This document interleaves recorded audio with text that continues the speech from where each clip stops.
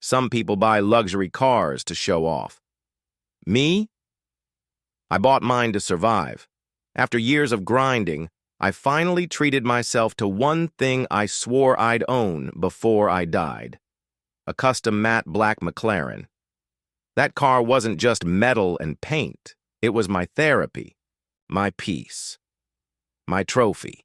And in my head, the quiet, overpriced neighborhood I moved into would be the perfect place to enjoy it. Calm streets, gated community, and people who seemed more interested in their lawns than in me. Or so I thought. Because the truth is, peace doesn't last long when you park a dream car in front of people who are miserable with their own lives. Before we dive in, comment which country you're watching from. Let's see how far this story travels. Just know this: the villain of this story isn't your usual nosy neighbor. It wasn't a bored Karen with too much time on her hands. No, this time it was Randall, a self-proclaimed HOA cop. Not an actual officer, not even on the HOA board, just some wannabe enforcer with a badge he printed from the internet and a neon vest that screamed midlife crisis. It started with a letter on my windshield. Not a polite one, not even close. This was pure Randall certified lunacy. Scribbled in angry handwriting, "Your car is a threat to our community. It is far too fast, intimidating to children, and violates the spirit of peaceful living. You have 2 weeks to remove it before further action is taken." I laughed. Oh, I really did. I snapped a picture and added it to my HOA clowns folder on my phone. Surely he couldn't be serious. I wasn't speeding. The HOA handbook said nothing about banning specific vehicles. Plus, if anyone was dangerous, it was Randall constantly blasting down the street in his beat-up Dodge Charger while yelling at kids to respect the rules. Fast forward to day 15. Coffee in hand, sunshine overhead. I stepped outside, ready to enjoy the morning. Then I froze. My McLaren was wrecked.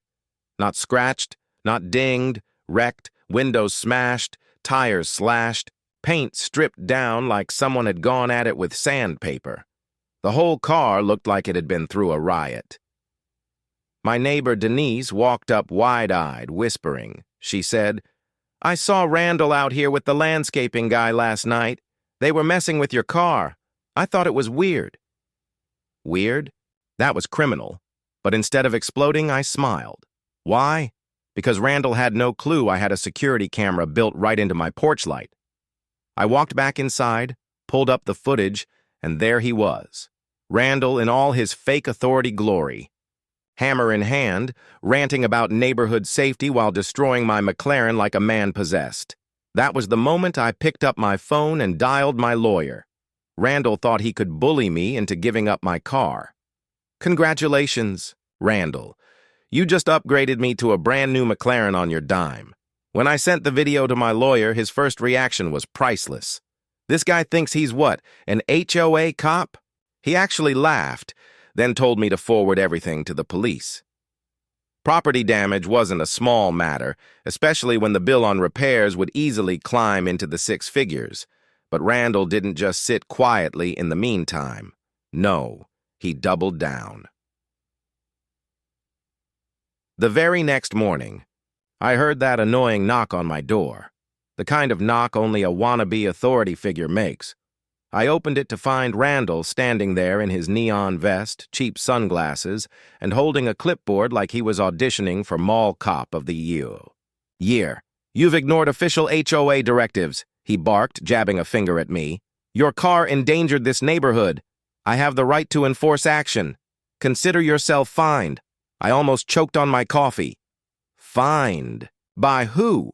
The HOA handbook doesn't even mention cars like mine. And last I checked, you're not law enforcement. His jaw tightened. "I am law enforcement for this community. If you don't like it, leave." That's when I decided to poke the bear.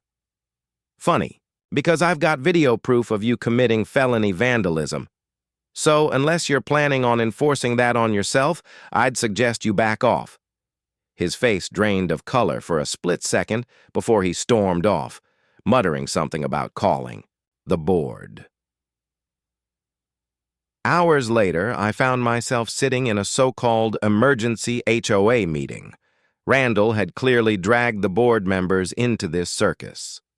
Sitting at the table, the president, some woman named Marka, tried to smooth things over. Let's be reasonable. Randall was acting in the community's best interest. Maybe the damage was excessive, but I cut her off. No, there's no maybe about it. He destroyed private property, and you're defending him. One of the quieter board members cleared his throat. Technically, Randall doesn't even serve on the board. He volunteers. Volunteers. That was rich. So not only did this clown destroy my $250,000 McLaren, but the HOA never authorized him to act in any official capacity. At that moment, I decided on two things. One, I'd let the police deal with Randall. Two, I'd let my lawyer deal with the HOA for defending him. And when the cops finally showed up later that week after reviewing the video I'd turned in, they didn't hesitate. Randall was cuffed on my driveway, sputtering about being framed, while the neighborhood kids pointed and laughed. If you're enjoying this HOA story so far, like and subscribe, because the story is only going to get better. Because Randall's worst nightmare wasn't getting arrested. His worst nightmare was just beginning.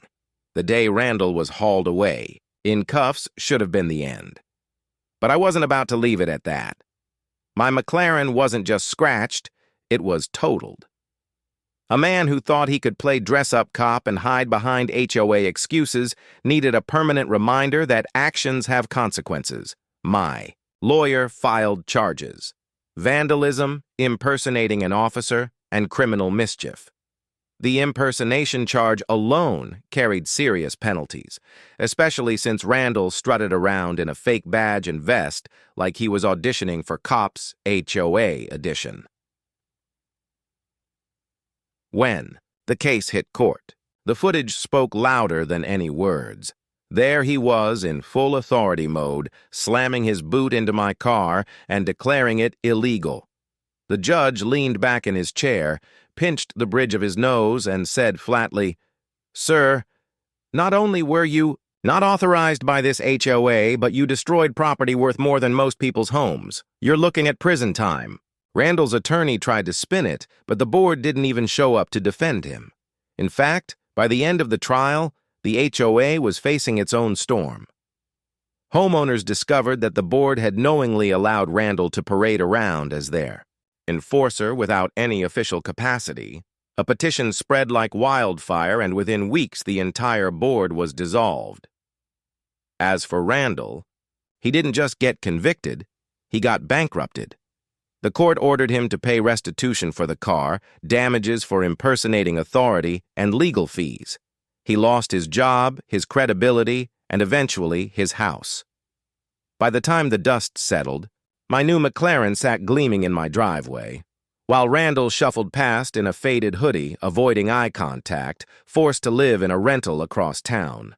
Every time neighbors drove by, they'd smirk and say, "Careful, Randall might write you a ticket." I didn't have to lift a finger after that.